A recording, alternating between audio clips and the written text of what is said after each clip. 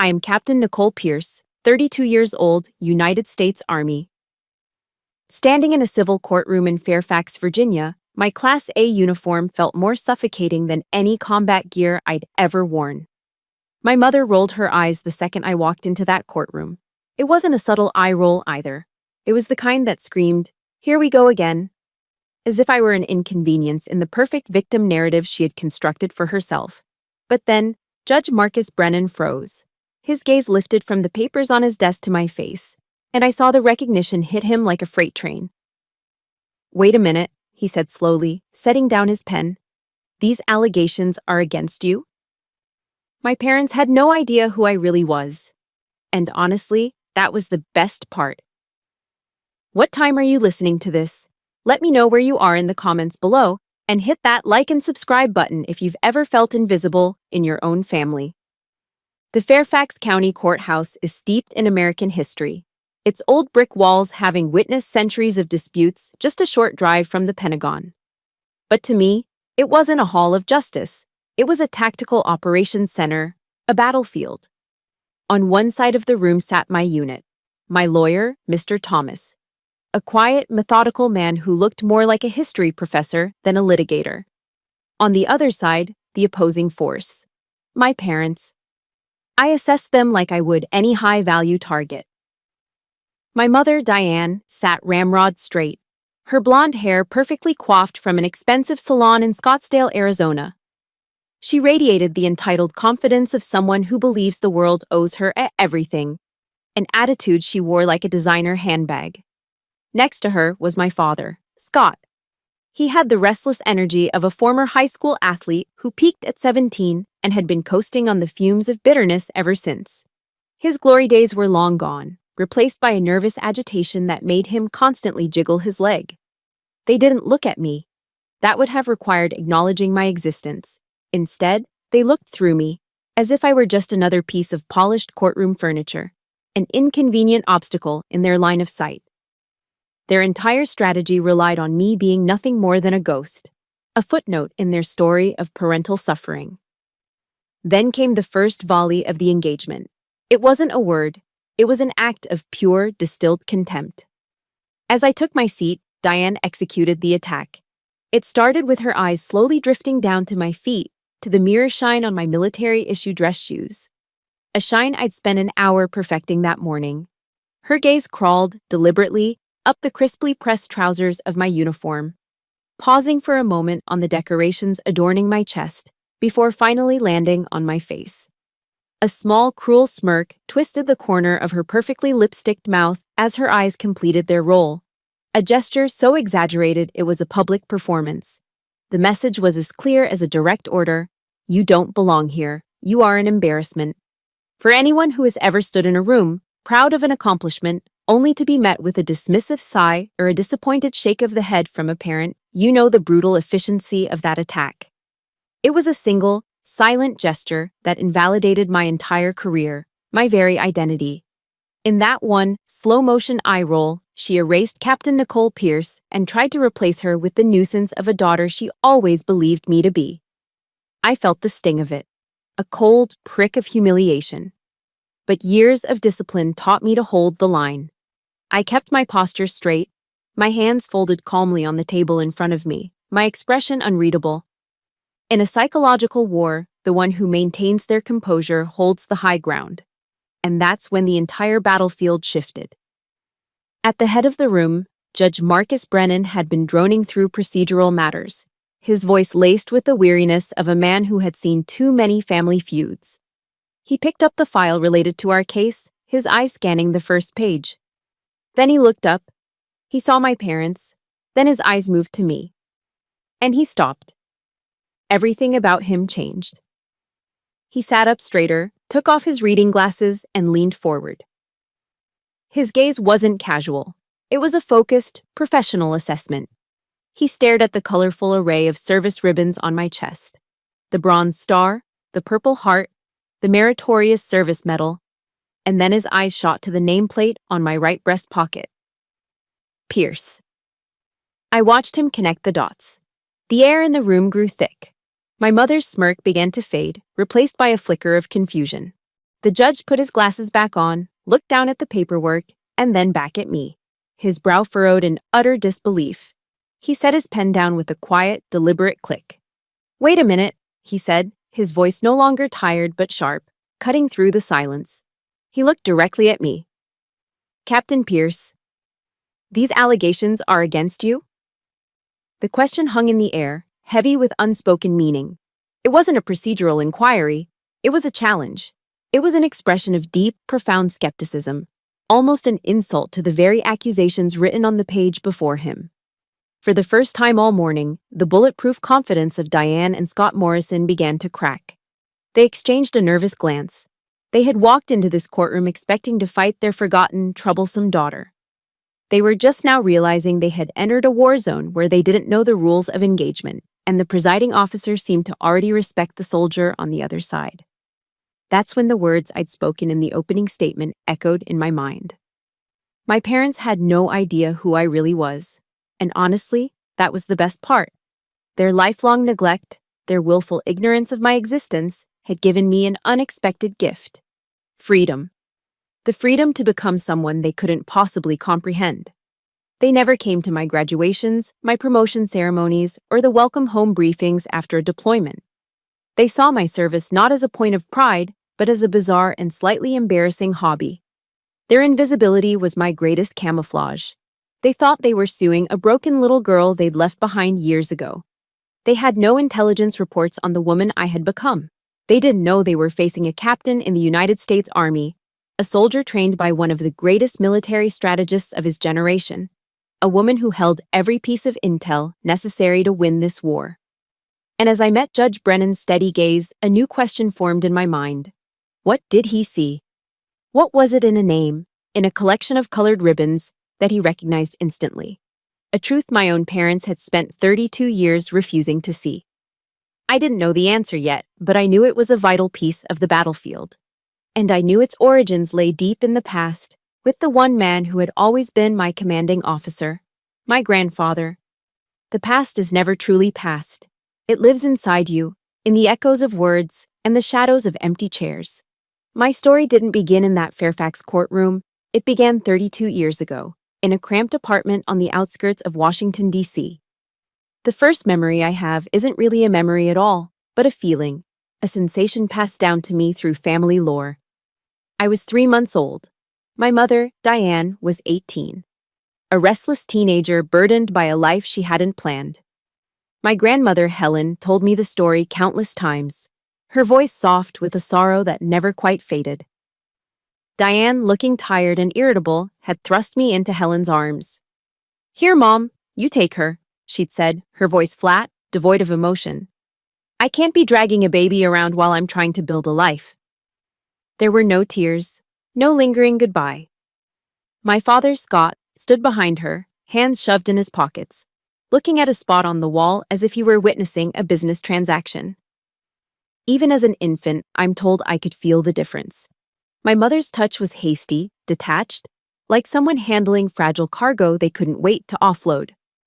My grandmother's arms were a fortress, warm, secure, and permanent. It was the difference between a layover and a sanctuary. And for my entire childhood, my parents were just a brief, turbulent layover. The most vivid ghost of my childhood appeared when I was 7 years old. It was Christmas, and our elementary school was putting on a nativity play. I had been cast as the angel Gabriel, a speaking role.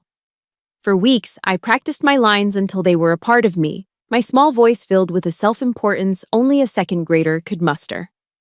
My grandmother Helen had sewn my costume, stitching love into every inch of the white satin and tinsel halo. I called my parents in Arizona, my heart pounding with excitement, to tell them the news. They promised they'd be there. They swore it. "We wouldn't miss it for the world, sweetie," Diane had chirped over the phone. The night of the play, the air backstage buzzed with the nervous energy of children and the smell of dusty curtains and cheap hairspray. Through a crack in the velvet curtain, I scanned the sea of faces in the auditorium, my eyes searching for them. I looked for my father's familiar build, my mother's bright blonde hair. Row by row, my hope began to curdle into a cold knot in my stomach. The chairs where they should have been remained stubbornly empty.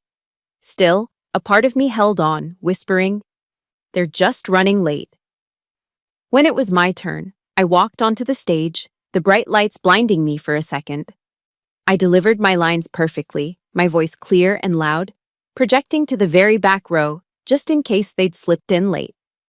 After the final bow, as my grandmother helped me out of my angel wings in the noisy classroom, the question I'd been holding back finally escaped in a small, trembling voice. "They didn't come, did they, Grandma?" Helen's hand stilled for a moment. She simply hugged me, a long, silent embrace that said everything. The next morning, the pain intensified, twisting from disappointment into something far sharper: betrayal. A classmate brought the local newspaper to school for show and tell.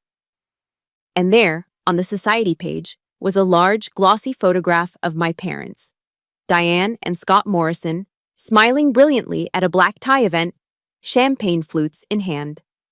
The caption beneath read, "The Morrisons at the Winter Wonderland Gala, supporting underprivileged children." I stared at the picture, the black and white newsprint blurring through my tears. They had chosen to support anonymous, underprivileged children over their own daughter. It wasn't just that they had forgotten, it was that they had replaced me.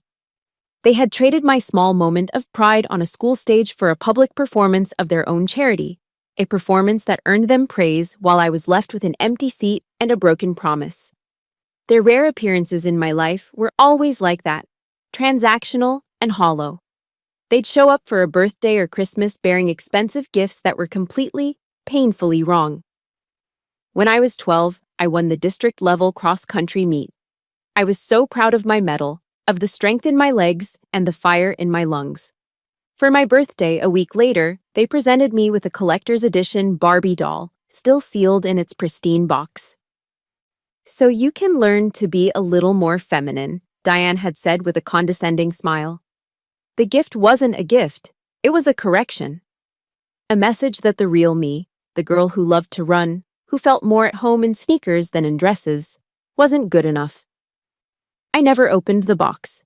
It sat in the attic for years, a silent monument to their misunderstanding, a symbol of the vast, unbridgeable distance between us. It was in the aftermath of that Christmas play that my grandfather, General Parker, found me. He discovered me hiding in his library, a grand room that smelled of old leather and history, surrounded by towering shelves of military books. He didn't offer me empty platitudes or tell me it would be okay. Instead, he sat down in the large wingback chair beside me.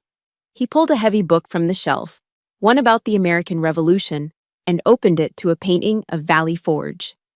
He pointed to the illustration of George Washington's soldiers, their faces grim, their uniforms ragged, huddled together against a bitter, snow-swept winter. "You see this, Nicole?" he said, his voice a low, comforting rumble. "Honor isn't about winning every battle. Honor is about showing up for the fight, especially when it's cold and you think you're all alone." He looked from the book to my tear-streaked face, his eyes kind but firm. "I promise you this, kiddo," he said, his voice thick with conviction. "In this family, you will never, ever have to fight alone." If you've ever had someone in your life, a grandparent, an aunt, a teacher, who showed up for you when the people who were supposed to didn't, please honor them by typing "I remember" in the comments below. And please press that like button to support all the grandparents who step up. That promise, made in the quiet sanctuary of his library, became the bedrock of my life. It was the constitution upon which I would build myself. While my mother taught me about absence and my father taught me about indifference, my grandfather taught me about honor. Not the kind you talk about, but the kind you live. The kind that shows up, stands its ground, and never ever leaves a soldier behind. My grandfather's promise became my silent marching orders. But with my college fund mysteriously drained by my parents' endless investments, I knew his promise of not fighting alone was a matter of spirit, not logistics. The actual fight was mine and mine alone. My life became a relentless military-style schedule, a campaign waged on two fronts. By day, I was cadet-in-waiting Nicole Pierce, an honors student at Washington Liberty High School, focused and disciplined. But the moment that final bell rang at 3 p.m., I became someone else entirely.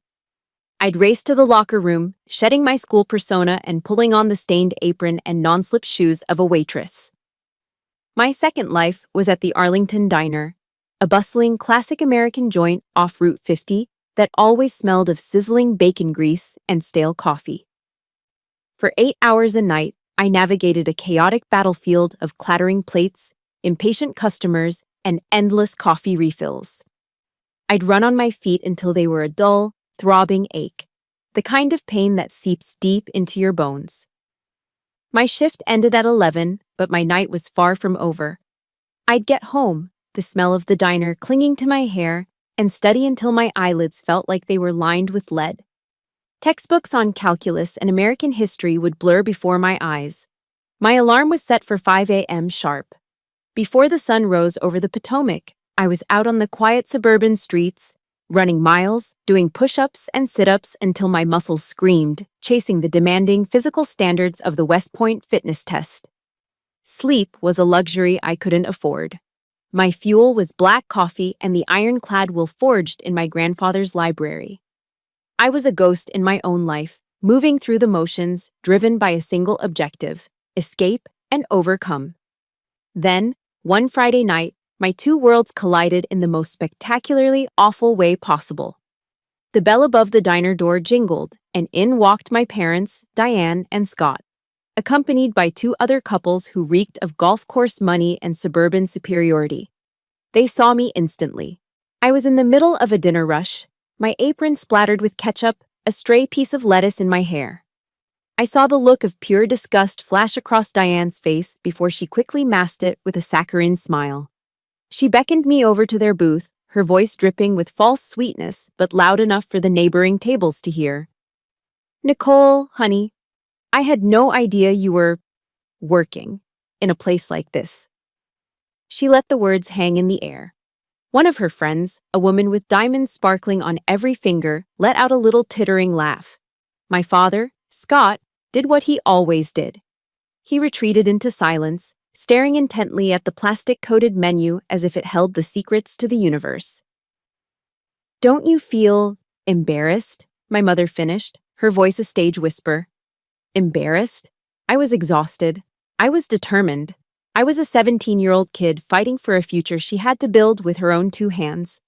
But in that moment, under her judgmental gaze, all I felt was a hot wave of shame. She proceeded to order a glass of water, specifying, "No ice from the tap here, please." And then, as I placed it on the table, she deliberately knocked her fork to the floor. "Oops," she said, looking at me expectantly. I bent down, the blood rushing to my face, and picked up the fork from the sticky linoleum as her friends watched in amusement.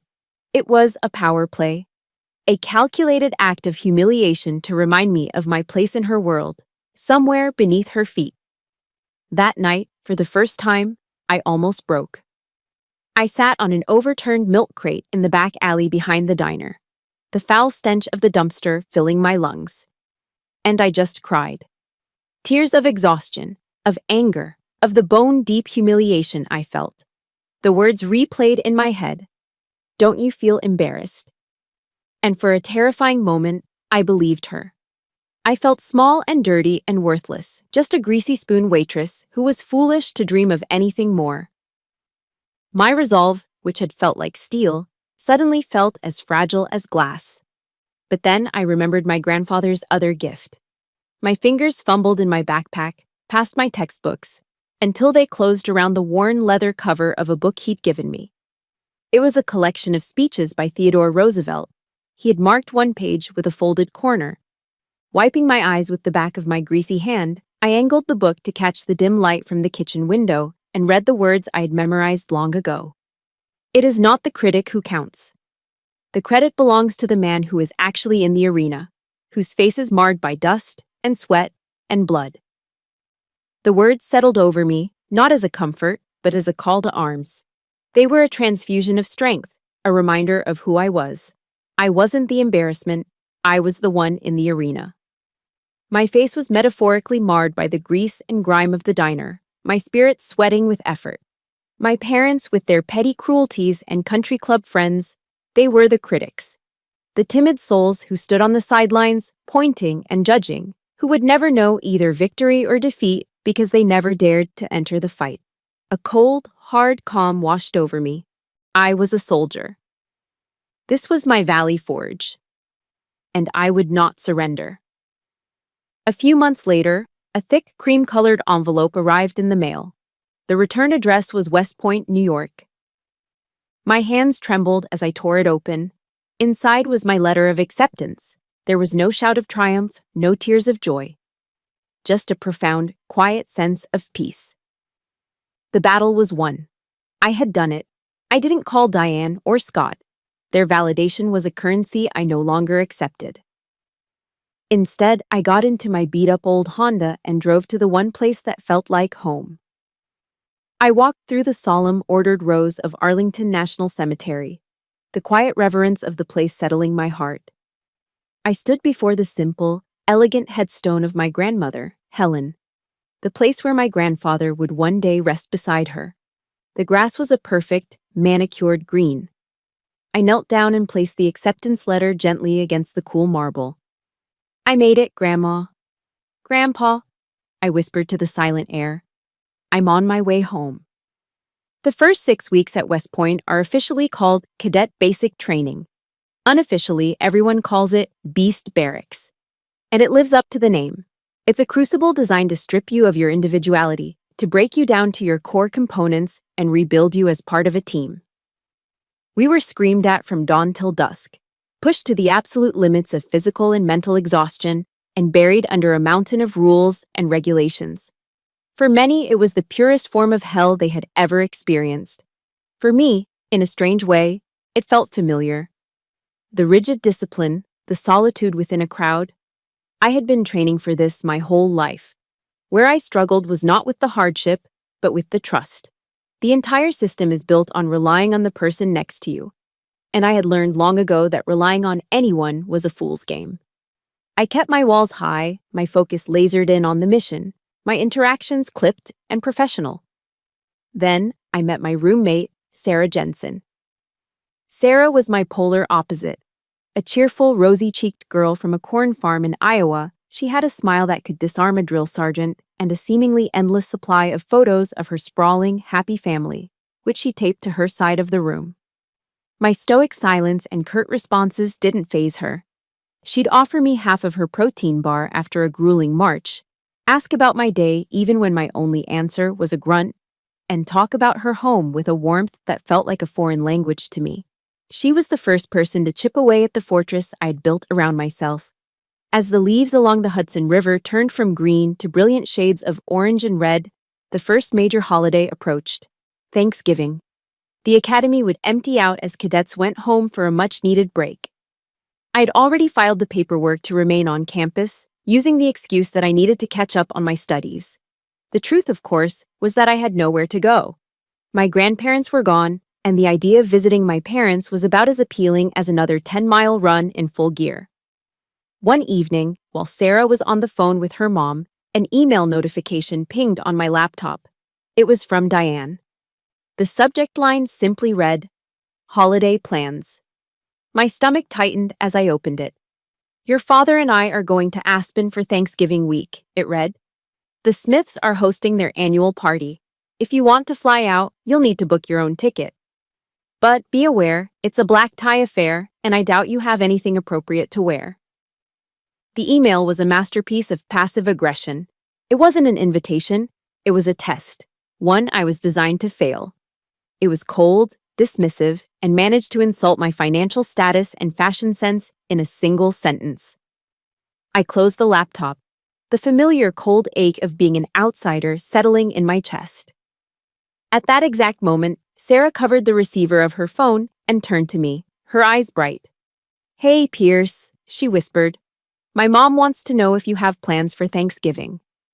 I shook my head, unable to speak. "Well, she wants to know if you'd like to come home with me to Iowa. She says she makes the best pumpkin pie in all of Polk County." The simple, unconditional kindness of the offer struck me with the force of a physical blow. There were no strings attached, no judgment, no mention of black tie attire, just an open door and the promise of pie. A lump formed in my throat, and all I could do was nod. Flying into Des Moines and driving out to the Jensen farm was like stepping into another world. A Norman Rockwell painting come to life. The farmhouse was a large, welcoming wooden structure, with smoke curling from the chimney and the warm, delicious smell of baking bread wafting from the kitchen. Sarah's father, a tall, sturdy man with kind eyes and hands calloused from a lifetime of hard work, pulled me into a bear hug the moment I stepped out of the car. "Welcome to the family, Nicole," he said, and the way he said my name made it sound like I belonged. For the first time in my life, I sat at a dinner table that wasn't a minefield of unspoken tensions and subtle criticisms. There was laughter, loud and easy. I helped Mrs. Jensen peel potatoes in the kitchen, her hands moving with a practiced grace as she told me stories about Sarah as a little girl. I threw a football in the backyard with Sarah's two younger brothers, who tackled me into a pile of leaves and treated me like one of their own. No one asked about my parents. No one pried into my past. They just made room for me, accepting my presence as the most natural thing in the world. They shared their food, their home, and their warmth without asking for anything in return. That night, long after the house had fallen silent, I found myself sitting on the wide front porch with Mr. Jensen, sipping a mug of hot chocolate. The air was crisp and cold, and a blanket of stars was spread across the vast Midwestern sky, brighter than any I had ever seen. We sat in comfortable silence for a while, just watching the frost settle on the harvested cornfields. "You know," he said finally, his voice a gentle rumble, "out here, we have a saying. The land takes care of those who take care of it." He took a sip of his own cocoa. "I think people are the same way. Family isn't something you're just given. It's something you cultivate every single day with your presence, your loyalty, your hard work." I looked up at that endless starry sky and felt a profound truth settle deep within me. For so long, I'd been searching for a family in the barren soil of my birthright, trying to grow something in a place where nothing could take root. But maybe family wasn't about where you came from. Maybe it was about the people who fought alongside you in the same foxhole, the ones who shared their rations when yours were gone, the ones who had your back when the world was coming at you from all sides. My family wasn't in Aspen, dressed in black tie. They were right here, in the heartland of America, showing me that home wasn't a place you were born into, but a place where you were unconditionally welcomed. Years passed. I graduated from West Point, earned my gold bars, and became a first lieutenant in the U.S. Army. My life had found its rhythm in the structured world of the military, a world built on the principles my grandfather had instilled in me: honor, duty, loyalty. I was on a rare period of leave, staying at the old house in Arlington. My purpose there was singular: to take care of my grandfather. General Parker, the rock of my life, was now in his 80s, and his formidable strength was beginning to fade. His mind was as sharp as ever, but his body was failing him. Our days settled into a quiet, peaceful routine: slow games of chess in his library, tending to my grandmother Helen's rose garden, and listening to his old war stories, stories that were less about glory and more about the soldiers who never came home. It was a fragile peace, but it was ours. And then, one sunny Tuesday afternoon, that peace was shattered. A flashy candy apple red Mercedes convertible screeched to a halt at the curb, its engine a vulgar roar in the quiet neighborhood. Diane and Scott emerged, dressed for a cocktail party in the middle of a weekday. My mother wore a silk dress that probably cost more than my monthly paycheck, and my father had on a pastel polo shirt and loafers, the uniform of the perpetually leisured. They approached the house not like family, but like invaders, carrying a comically oversized gift basket from Neiman Marcus, filled with imported chocolates and exotic fruit jellies, things they knew perfectly well my grandfather, a diabetic, couldn't eat. Their arrival felt like a breach of our perimeter, a loud, garish intrusion into our silent world. Before I could even react, Diane swept past me through the open door and descended upon my grandfather, who was reading in his armchair. "Daddy!" she cried, her voice a syrupy, artificial sweet. She enveloped him in a hug that was all performance, her expensive perfume choking the air. "You look wonderful. We've missed you so much." Scott followed, giving my grandfather a brief, awkward handshake before his eyes started darting around the room, assessing the value of the antiques. They barely acknowledged me, offering only a cursory nod in my direction, as if I were the hired help. After a few minutes of hollow pleasantries about his health, questions they didn't wait to hear the answers to, they got down to business. They launched into a breathless, polished pitch about a once-in-a-lifetime real estate opportunity in Scottsdale. A luxury condo development, a guaranteed return. They painted a picture of extravagant wealth using buzzwords they'd clearly rehearsed. The only problem, they admitted, was a minor issue with funding. Several banks had turned them down. But now they had come up with a creative solution. That's when Scott turned his attention to me. For the first time in what felt like a decade, he looked me directly in the eye. "Nicole, we need your help with this," he said, his voice attempting a tone of man-to-man reasonableness. "You're an officer in the Army. You have credibility. Your grandfather is a 4-star general. If you both co-sign the loan, the bank won't be able to say no. It's a sure thing." I was speechless. A cold fury, silent and heavy, settled in my gut. They didn't just want money. They wanted to weaponize the two things I held most sacred: my honor and my grandfather's legacy.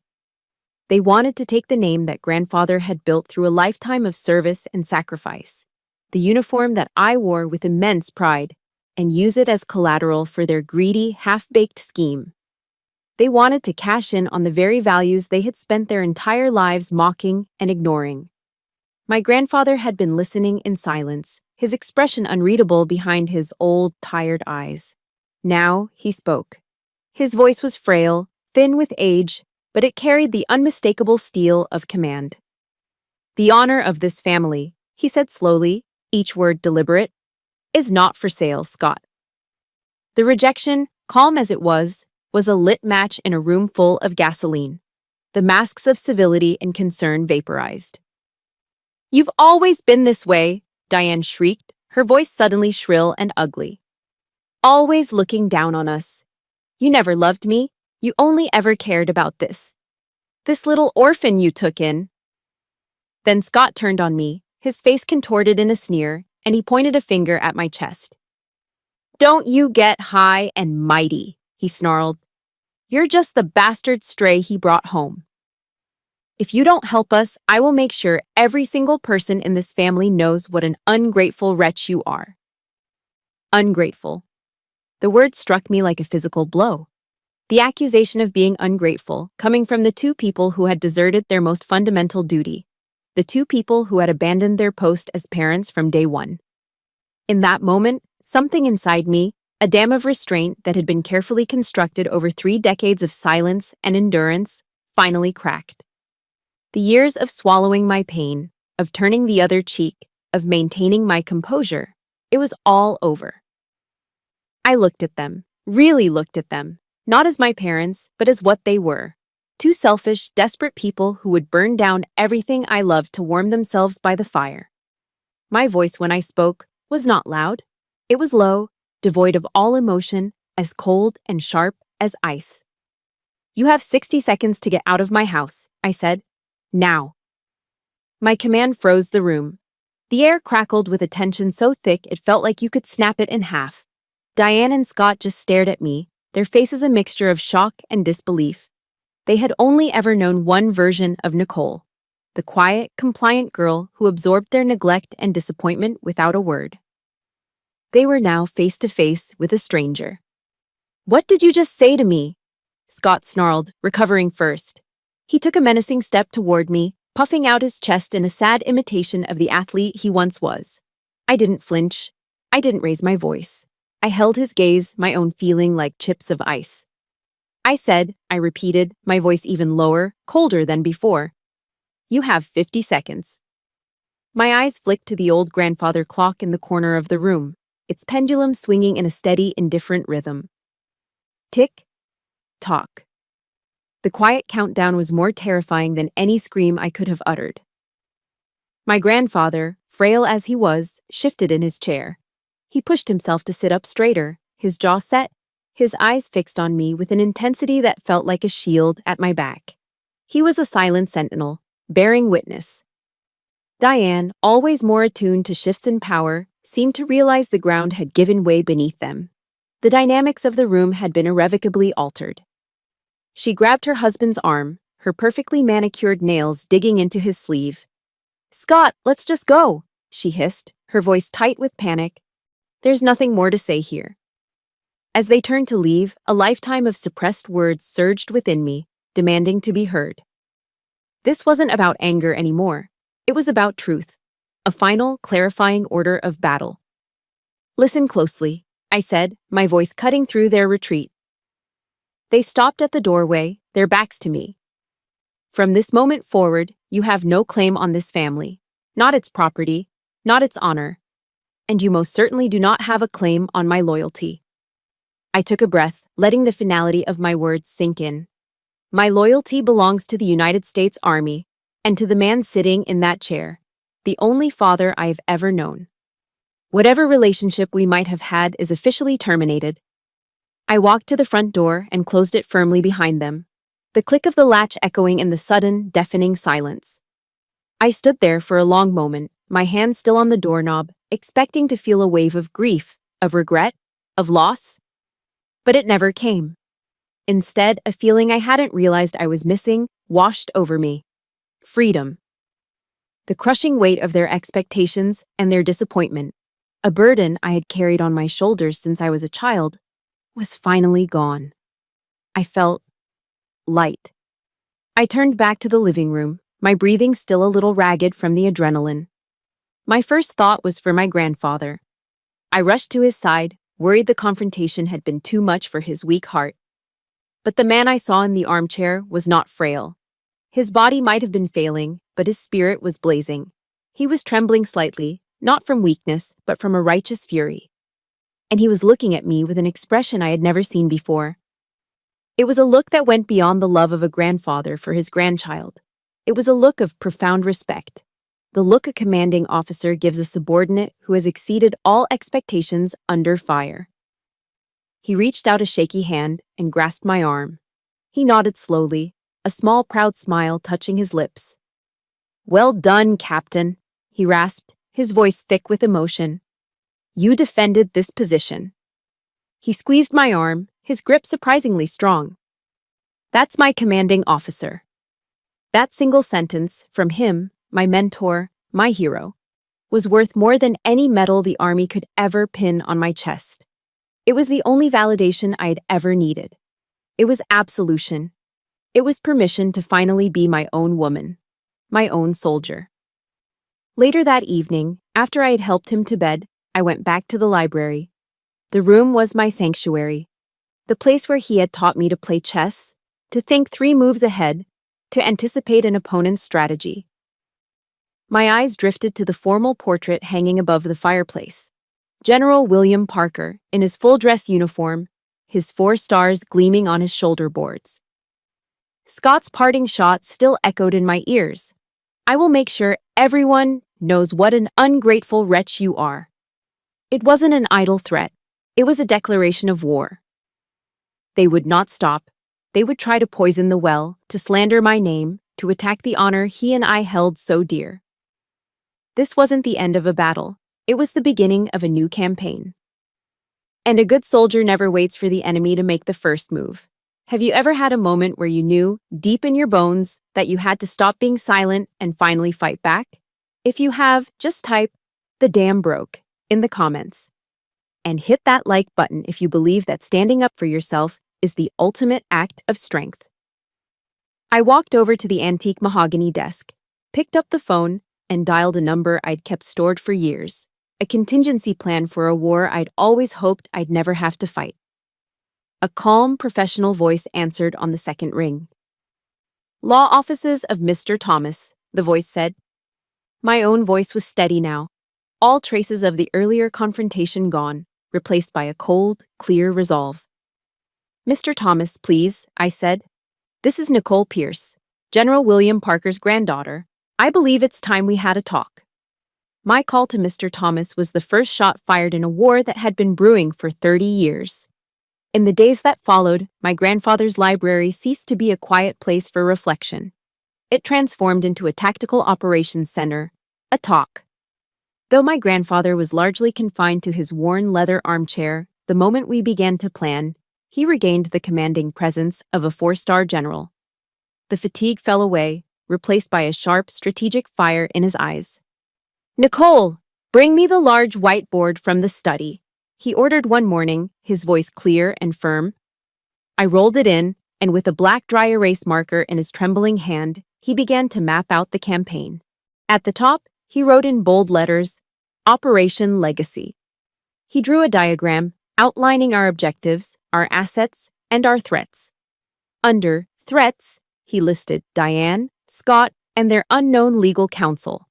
Under assets, he wrote, Mr. Thomas, tangible evidence, and key witnesses.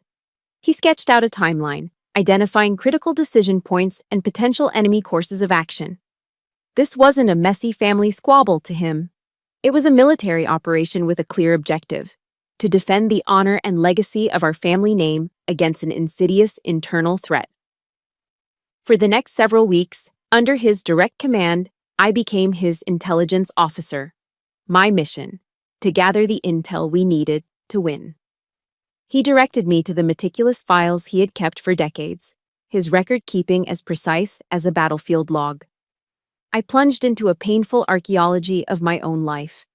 I sorted through canceled checks he had written to Diane, credit card statements detailing lavish vacations and shopping sprees he had paid for, and a thick file of printed-out emails from Scott, each one a thinly veiled request for a loan for some new, doomed business venture.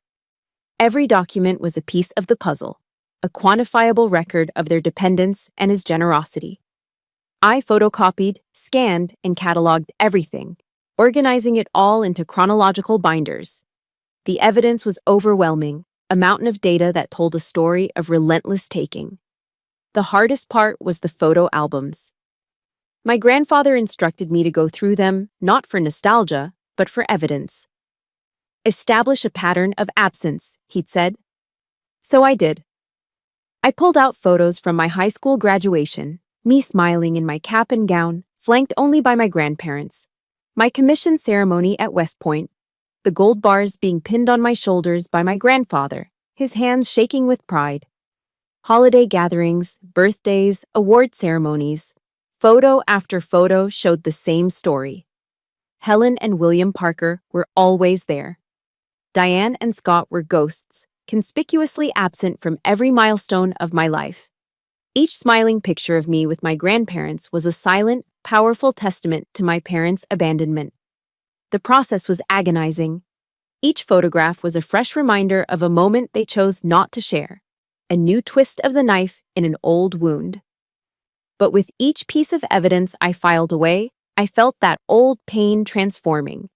It was no longer just a source of grief, it was becoming ammunition. One afternoon, Mr. Thomas came to the house. My grandfather didn't waste time with pleasantries. He had me lay out the key intelligence points, and then he presented his strategy regarding his last will and testament. "Mr. Thomas, this document is not an act of punishment," the general stated, his voice holding its old parade ground authority. "It is a statement of meritorious service. In the military, we reward loyalty, dedication, and outstanding performance of duty. Captain Pierce has served this family with honor for 32 years. My daughter and her husband, on the other hand, went AWOL from their duties on day one."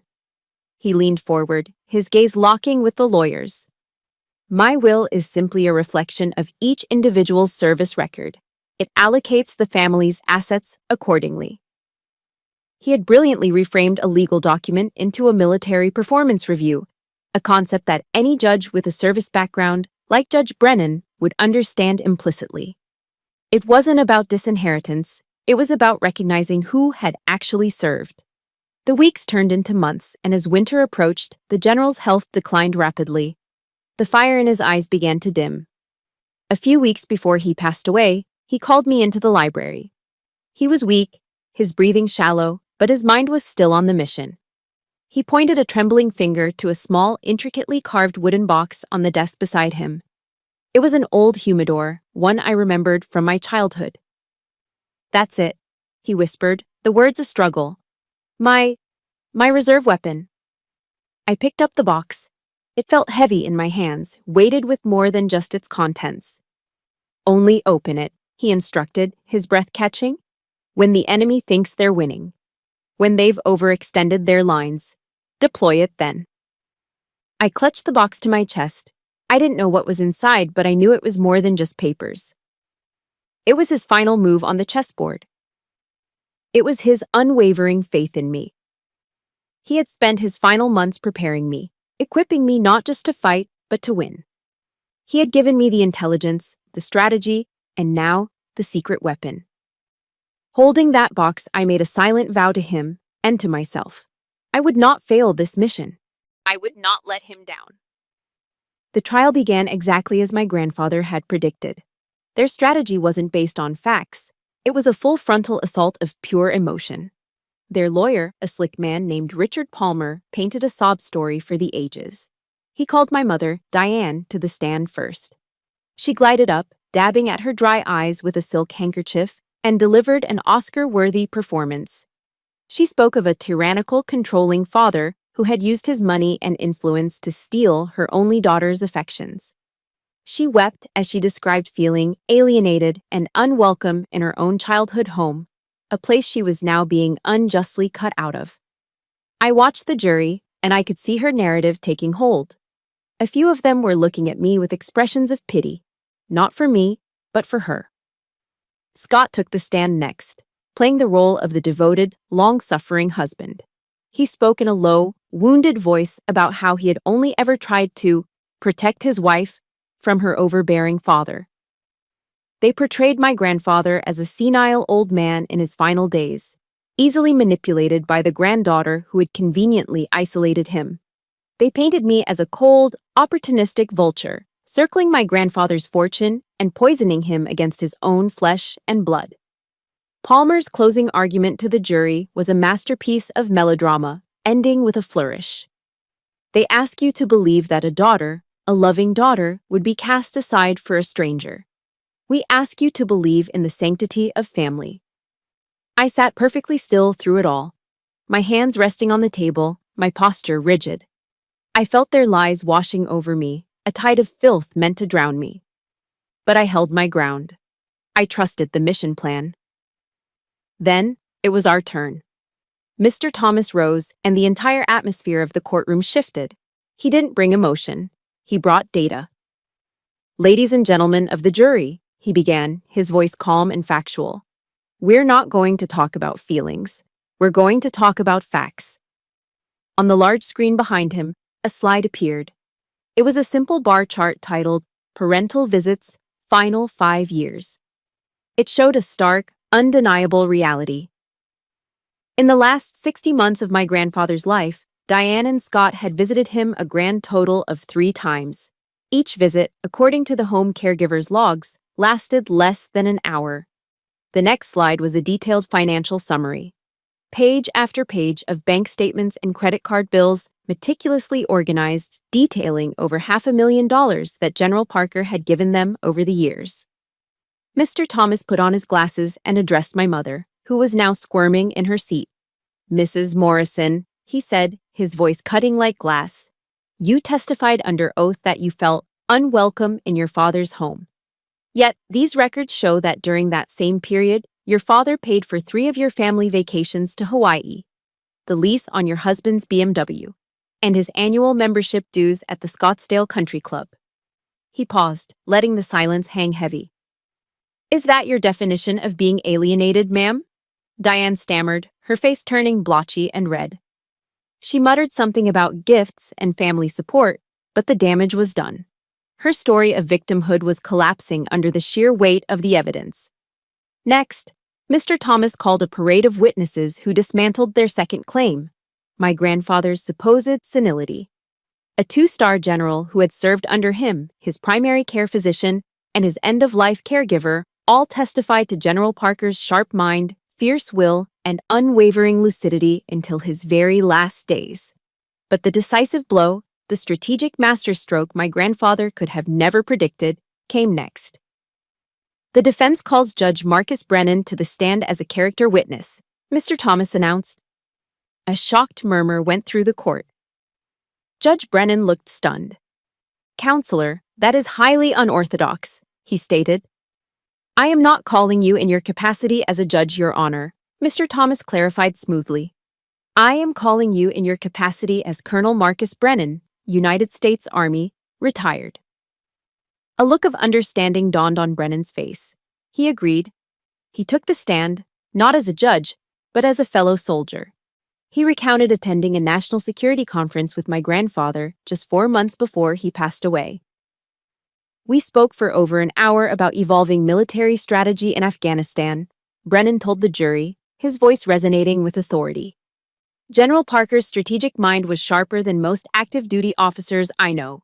The suggestion that he was mentally incompetent is not only false, it is an insult to the legacy of one of the Army's greatest leaders. The testimony was devastating. Richard Palmer, seeing his case in flames, made one last, desperate attack. He turned to me. Captain Pierce, isn't it true that in all your life, you have never once said the words, "I love you," to my clients, your own parents? Before I could answer, Mr. Thomas stood up. Objection, he said, not to the judge, but to the entire narrative. Permission to present our final piece of evidence, Your Honor. Brennan nodded. Mr. Thomas walked to our table and picked up the small carved wooden box my grandfather had given me. He placed it on the witness stand and opened the lid. Inside was a stack of old letters tied with a faded blue ribbon. These, Mr. Thomas announced, are letters written by a teenage Diane Morrison to her parents, General and Mrs. Parker, years before she met Scott. He carefully unfolded one, the paper yellowed and brittle with age. He began to read aloud, his voice clear and steady. I hate you both. I wish I was never born into this stupid, miserable Army family.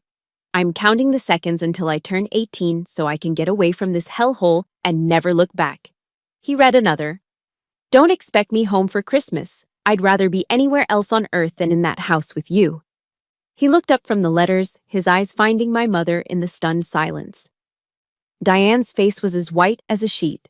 She looked like she had seen a ghost, the ghost of her own past, resurrected to condemn her. Mrs. Morrison, Mr. Thomas said quietly, his voice devoid of malice but full of damning truth. It seems that feeling like you don't belong in this family is not a new sensation for you, is it? After Mr. Thomas read those letters aloud, the courtroom fell into a silence so complete it felt like a vacuum. The fight was over. Diane's carefully constructed fiction had been utterly annihilated by the truth, written in her own angry teenage hand. Judge Brennan didn't take long to deliver his verdict. He dismissed their lawsuit entirely, calling it a frivolous and baseless action motivated by greed. But he didn't stop there. He looked directly at Diane and Scott, his expression one of cold contempt. In the United States Army, we have an honor code, he said, his voice ringing with authority. A cadet will not lie, cheat, steal, or tolerate those who do. He let the words sink in. You have done all four. You lied under oath, you attempted to cheat your way into an inheritance, and you tried to steal the honor of a great soldier. This court will not tolerate it. He ordered them to pay not only their own legal fees, but mine as well. A final, crushing financial blow. I listened to the words, the gavel strike, the pronouncement of our victory. But I didn't feel the elation I had expected.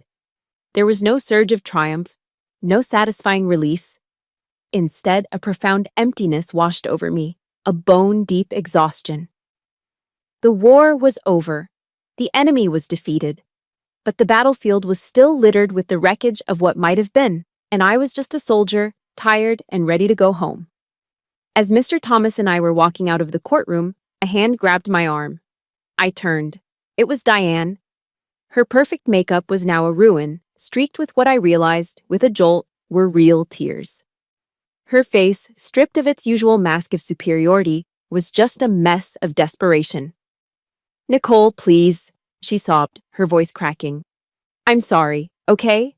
I was wrong. But I'm still your mother. You can't do this to me. Please. Scott stood a few feet behind her, his arms crossed, his face a thunderous mask of impotent rage. He said nothing. The word, mother, coming from her lips now, felt alien and hollow, a title she had never earned. And for the first time, looking at the wreck of this woman before me, I didn't feel anger. I didn't even feel the old, familiar pain. All I felt was a strange, sad pity. Pity for a woman who had spent her entire life chasing the wrong things: money, status, glamour, and had ended up with nothing of real value. I gently, but firmly, removed her hand from my arm. I looked her straight in the eye, my voice quiet, not rising with emotion. "Have you ever visited Grandma Helen's grave?" I asked. The question caught her off guard. She just stared at me, her mouth slightly agape. "What?" "Do you know that her favorite flowers were peonies?" I continued, my voice remaining level. "Did you know that Grandpa was allergic to strawberries? Did you know that I got pneumonia during my sophomore year at West Point and spent a week in the hospital?" With each question, she took an involuntary step back, as if my words were physical pushes. The truth was a force she couldn't withstand. "You don't know," I said, not as an accusation, but as a simple statement of fact. "You don't know any of those things because you were never there. You gave birth to me. That is a biological fact, but you were never my mother." I took a breath, the truth finally setting me free. My mother is buried at Arlington National Cemetery. My mother was the one who taught me how to garden, who read to me every single night, who stayed up late to sew the wings on my angel costume.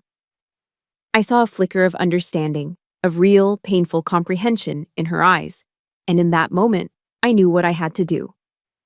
"I forgive you," I said, and the most surprising thing was that I meant it. The anger, the bitterness that had been my constant companion for so long, finally dissolved. "I'm not forgiving you because you deserve it. I'm forgiving you because I deserve to be at peace. For 32 years, I have carried the weight of your disappointment and his indifference. Today, I'm putting that weight down." I looked from her tear-stained face to my father's stony glare. "But that peace comes with a price, and the price is that I can no longer have you in my life. The battle is over. The war is done." I paused, drawing a final, steadying breath. "Don't call. Don't write. We're finished." I turned and walked away, my footsteps echoing in the long marble corridor. I didn't look back. I could hear her start to cry behind me, a raw, wounded sound. But for the first time in my life, her tears had no power over me. They were just noise. I kept walking, marching forward toward a future that was, for the first time, entirely my own. I was alone, but I was finally, completely free. That night, back in the quiet sanctuary of my grandfather's house, I sat in his armchair, the silence a comforting blanket. I took out my phone and scrolled through my contacts. My fingers hovered over the entries. One read, Diane, the other, Scott. For years, they had been listed as Mom and Dad, but I had changed them long ago, an act of quiet rebellion. I stared at the names, symbols of a connection that had only ever brought me pain. There was no grand ceremony, no final angry text, just a simple, quiet action. I selected the first name. A small menu popped up. My thumb moved to the word delete. I pressed it. A confirmation appeared. "Are you sure?" I pressed delete again. Then I did the same for the second name, and just like that, they were gone. It was a small act, a few taps on a glass screen, but it felt like the final, definitive end of the war. A quiet, personal armistice. I had won the public battle in the courtroom, but this was the victory that truly mattered. The years after the trial were quiet. The echoes of that battle faded, replaced by the demanding rhythm of my military career. I rose through the ranks, eventually becoming a lieutenant colonel in command of a field artillery battalion.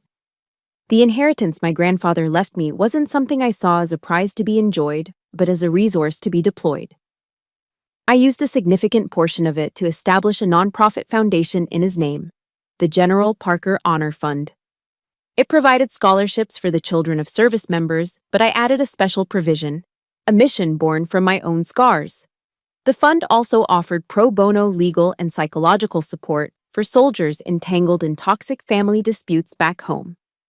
I had taken the ugliest battle of my life and transformed it into a sanctuary for others, a firebase of support for soldiers fighting wars on two fronts. The news about my parents came years apart, in two brief, professionally detached emails from Mr. Thomas's office.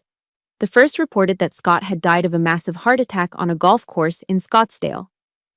The second, a few years later, informed me that Diane had passed away after a long, private illness. I read each email, paused for a moment, and then archived it. There was no joy, no sorrow, just a quiet acknowledgement that a chapter of history had finally, irrevocably, closed. 15 years after that day in court, I received an invitation to be the commencement speaker at West Point. As a full colonel, the honor was immense. I stood on the platform at Mickey Stadium, looking out at the plain, the hallowed ground where I had drilled and marched. Before me sat the graduating class, a sea of thousands of young men and women in their immaculate gray dress uniforms, their faces bright with hope and determination. In my hand, I held a carefully prepared speech about leadership and modern warfare. But looking at their faces, I set the prepared remarks down on the lectern. And I just told them my story. I spoke of the empty chairs at a second-grade Christmas play. I spoke of the dismissive eye roll in a Virginia courtroom. And I told them about a grandfather who taught me that loyalty is thicker than blood. Your first family is now the United States Army, I said, my voice carrying across the field, clear and strong. And in this family, we have a sacred creed. We never leave a fallen comrade behind. I want you to take that creed and apply it to your entire life. Choose your own family, your own foxhole buddies, with care. Build your life around people who will show up for you when it's cold and you feel like you're all alone. Become the soldier that others can depend on, both on the battlefield and off. That is the essence of honor. More years passed. The world turned and my journey continued. One day, in a formal ceremony at the Pentagon, I found myself standing at attention as the Secretary of Defense approached me. With a gentle click, he pinned the first star of a brigadier general onto my shoulder epaulet. As the weight of it settled on my uniform, my thoughts weren't on the power or the prestige. Instead, my mind drifted back to a quiet afternoon in a sunlit library, to my grandfather looking at me over a chessboard and telling me I had the heart of a warrior. In that moment, I knew I had fulfilled my mission. I hadn't just defended his legacy, I had carried it forward. I had become the fifth star in the Parker family constellation, the four he had earned and the one I had forged myself, hammered out of duty, honor, and a love that was unconditional. The story ends as it began, in the garden of the old house in Arlington.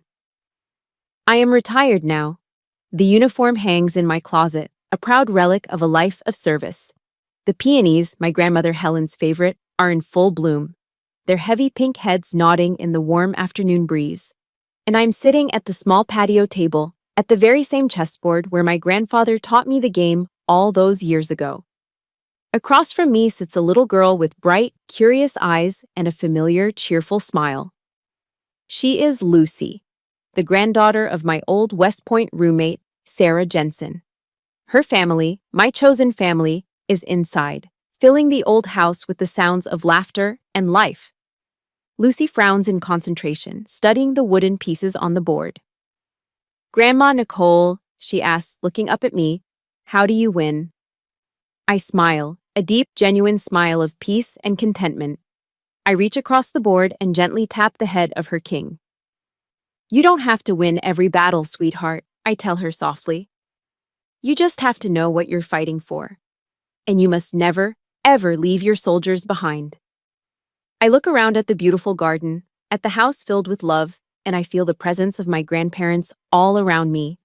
That, I say, is the real victory. The legacy of General Parker had been defended. It had been passed on. And now, in the heart of a new generation, it was continuing to grow.